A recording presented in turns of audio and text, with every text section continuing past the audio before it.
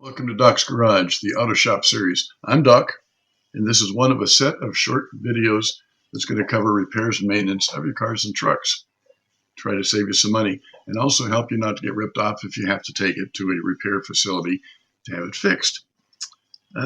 Today's session is going to be on, please note, if there's a 2 behind that title, that means that this session is going to be deeper into that subject. That's designed more for the auto shop students.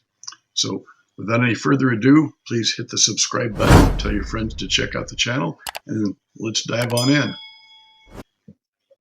Doc is the only one I let get under my hood. Well, hi, Doc here from Doc's Projects. I've got another money-saving tip for you on your vehicles, so I'm going to be putting together a lot of these little videos. This one has to do with the electrical system in your car. Quick tip right now is to make sure you know, do not pressure wash your engine. And I'm going to explain why here in just a minute. But before I get into that, make sure that you haven't done it already. Hit the subscribe button. It doesn't cost you anything. And it allows you to get a lot of my money-saving tips on taking care of your car or making your own repairs in some cases. So stay tuned for this little tip, and I'll catch up with you right afterwards. See you. These are the coils, what they call the COP program, coil on plug. Spark plugs are down inside. This is the coil with the coil wire down below.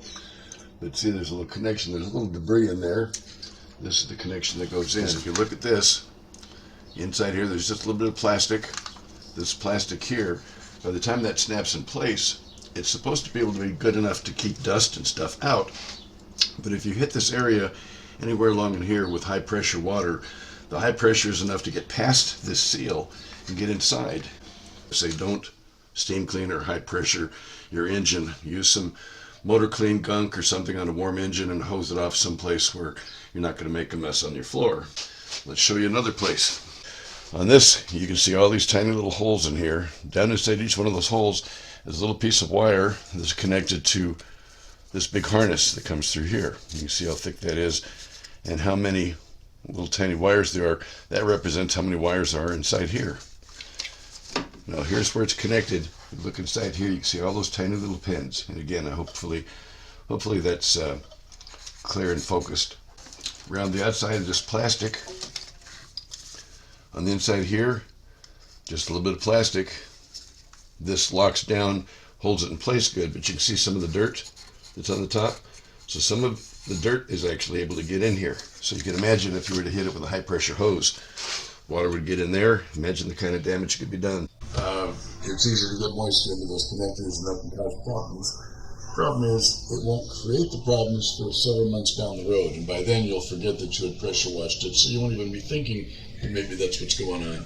Your check engine light will come on, your windows might roll up and down by themselves, your wipers might go on, all kinds of weird things happen, or things don't work anymore. Radio's messed up, who knows? There's so many things that could go wrong with this kind of a situation.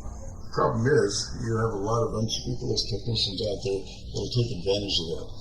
But once they get into it, one of the things they'll do is take apart some of these connectors so that they can test the wires from one point to another for continuity. It's part of the diagnostic that they do. As they open it up, they'll realize, oh, there's rust in here. Oh my goodness. They'll clean it up real good, put it back together, boom, it's all done. Check engine light goes away, the problem goes away, car's fixed. In 5 or 10 minutes time that it took them to clean that up. They'll still charge you for the diagnostic fee, which that's just the way it is. But sometimes they will try to sell you a part that they know you believe is probably faulty, or you'll believe them. Let's put it that way. Oh yeah, your powertrain control module, $800, $900 for the part plus the labor to put it in. They'd love to sell that to you. And you came in thinking something like that might be, not remembering that 6 months ago you pressurized, steam cleaned your engine. So watch out for that kind of stuff. If you have any questions, feel free to put them in the comments below. I'll try to read them and answer them as soon as I can, usually within a day or two. Have a great day, and thanks for joining Doc's Projects. See you next time.